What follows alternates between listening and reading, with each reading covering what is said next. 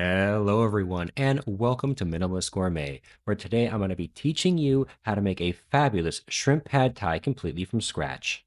We're going to demystify this dish, go over the ingredients and the technique. You're going to love it. Let's get started. We live in northern Thailand right now, and we love going to night markets for dinner. The food is fast, it's delicious, and affordable.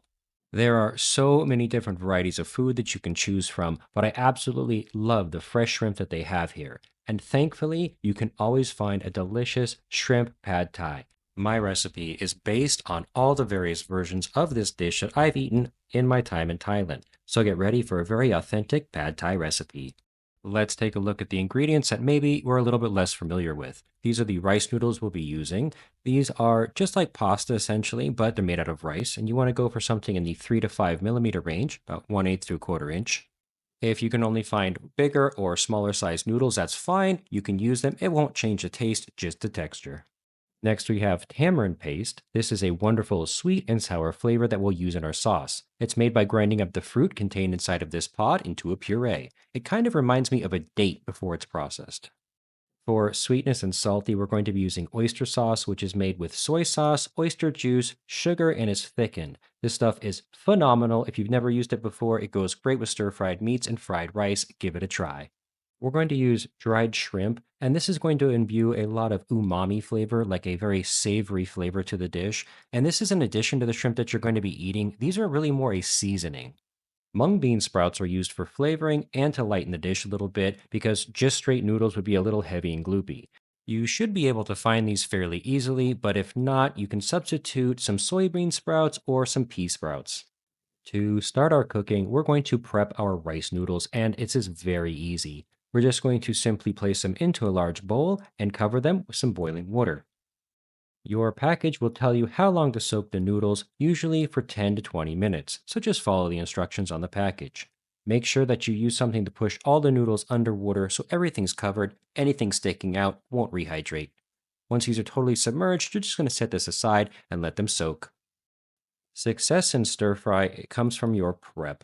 That's why when I'm prepping up my ingredients, I like to put them onto a plate. That way, everything is organized in one place and right at hand. That takes out all the guesswork when it comes to cooking. I'm going to give my peanuts a rough chop, but you can leave these whole if you'd like. It's totally up to you. A lot of recipes will have you take your dried shrimp and put them in a blender or a food processor and pulverize them until they're a powder. A lot of people do this. It's totally fine, and you can do it if you want. Personally, I'm just going to go ahead and cut them up until they're pretty fine. This works equally as well. Roughly chop up our garlic and thinly slice some shallot. The shallot is a bit more traditional in this recipe, but you can certainly substitute some white onion. My first plate of prepped ingredients looks like this. We have our bean sprouts, chopped peanuts, chopped up dried shrimp, our chopped garlic, and our sliced shallots. Now, traditionally, garlic chives are used in this recipe, but they're a little bit difficult to find, and oftentimes you really will see these green onions used, so that's what I'll be using today. Just take a little bit off the top and then cut the green part into large strips here. You don't really want to use the white part in this recipe. Also, take note that you want to reserve off some of these because you're going to stir fry some of these as well as use some on the side for presentation and serving. We're going to take one little bunch of cilantro, my favorite flavor in the world, and chop it up. We want to prep up our limes here by just cutting them into little wedges, but make sure that you do take out all the seeds because the person is going to squeeze this directly onto their plate, and you don't want seeds in that. It's no good for anyone. Our prep plate of toppings, we have our chopped up limes, our diced up cilantro, our green onion stems, and a bit of chopped peanut. Finally, let's prep up our protein. We're going to cut our tofu into little strips here and make sure you use firm tofu, otherwise, it will absolutely disintegrate when you cook it. If you're going to prep up your tofu early, make sure to cover it with a piece of saran wrap so it doesn't dry out. This is only necessary if you're doing it way ahead of time. Our shrimp needs just a little bit of prep. The first thing we need to do is separate the head from the body. This is easy. We're just going to grab the body in one hand, head in the other, twist opposite directions, and pull.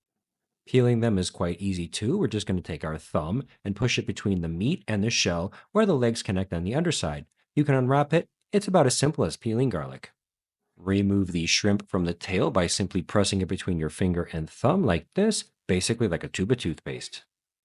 We're going to remove the intestinal tract, aka devein the shrimp. Simply take a knife and cut a very shallow pass all the way along the backside here, which will expose the GI tract. You can pull that out and discard. After you've peeled all your shrimp, give them a quick rinse under some cool running water. It's been 10 minutes and my rice noodles are fully hydrated. I'm just going to pour these out through a sieve and put them back in the bowl, set them aside for a few minutes later. And finally, I'm going to build my sauce in this cup. We're going to start with the sweet component here, palm sugar. If you can't find this, that's fine. You can use something like a light brown sugar or demerara sugar. Even a white sugar will work. A tablespoon and a half of the sugar goes in, followed by 1 tablespoon of our tamarind paste for a bit of sweet and sour flavor. The majority of our salt is going to come from fish sauce, and if you've never really used this before, well, it has a smell, but trust me, don't leave it out. It is fantastic once you cook with it. It is a great flavor. 1 tablespoon of fish sauce and 1 tablespoon of oyster sauce for that sweet, salty, umami flavor. Go ahead and mix it up very well and set it aside. We are ready to cook. Pad Thai actually has a special place in my heart because on our digital nomad journey 5 years ago, we had our first trip to Thailand, and my wife and I took a cooking class. At this cooking class, the first dish that they taught us how to make was shrimp pad thai. It seems absolutely bonkers now thinking about this. I was 34 at the time, and I had left my engineering job. My wife had left her teaching job so we could travel the world. And now I'm in a floating house in northern Thailand learning how to make shrimp pad thai. I feel so lucky being able to share these experiences and recipes with you guys. Make sure to hit subscribe so you don't miss a single dish on our culinary journey across the globe. Let's get to cooking. This is going to happen pretty quick. In a wok or a large saute pan, we're going to put a little bit of oil and start heating it over medium high heat. We're going to cook our protein. In this case, it's going to be shrimp. But remember, you can easily substitute anything you want. You can do shrimp, chicken, beef, pork, squid, whatever you like. If you want to keep it vegetarian, you can remove the shrimp completely and just add a bit more tofu. Cook the shrimp on this first side for about 2 minutes, flip them, and then cook them for an additional minute and a half to 2 minutes. Add a touch more oil if necessary and allow it to get nice and hot. Now we're going to stir fry up our dried shrimp, our garlic, and our shallots.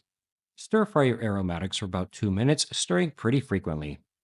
Add in your tofu and stir fry for another minute or two. You did use firm tofu, so it should hold together nicely, but don't be super aggressive with it.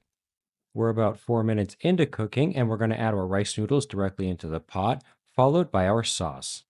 As I said, this dish cooks very quickly, which makes it a great weeknight dinner. You can prep up all the ingredients ahead of time and have dinner in minutes. Mix everything well so it's all coated in sauce before we add in our remaining ingredients, the mung bean sprouts, our peanuts, and our green onions or garlic chives if you're using them. Sprinkle a healthy amount of dried chili over the top. Of course, if you don't want this to be spicy, you can leave that out. Give it a stir and then immediately push all of the ingredients to one side of the wok. Crack your egg or eggs directly into the open side of your pan. Give them a nice little scramble here before putting all the rest of your pad thai directly on top of this.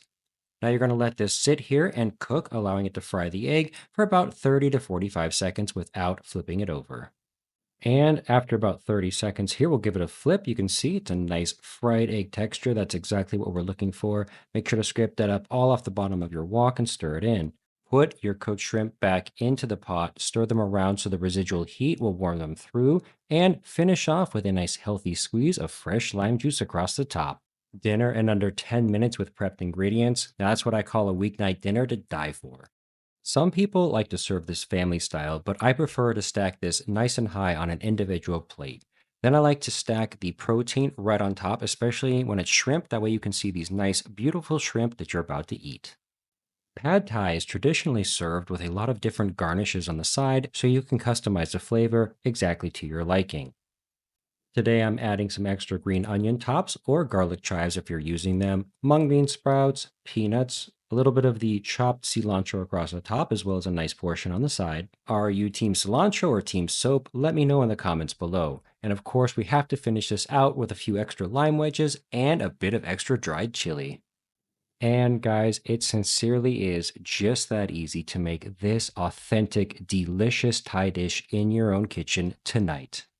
This dish is ready to impress whomever you cook it for, including yourself. Thank you guys so much for watching till the end. I really, really appreciate that. I hope you enjoyed watching the video as much as I enjoyed making it, and I hope to see each and every one of you here again next week on the next episode of Minimalist Gourmet.